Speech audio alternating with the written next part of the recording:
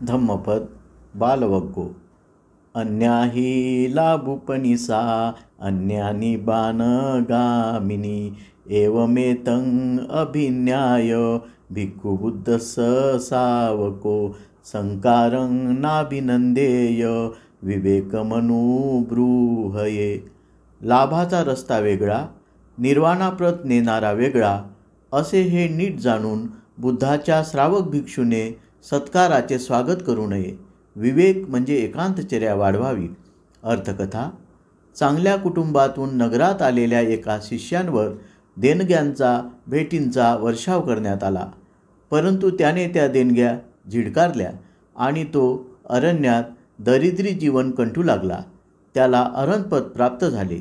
भिक्षूंनी त्याच्या अनुकरणीय वर्तनाची प्रशंसा केली। त्यांचे बोलणे ऐकून बुद्धाने लाभ आणि निर्वाणाकडे नेणाऱ्या दोन्ही वेगवेगळ्या मार्गाचे वर्णन केले।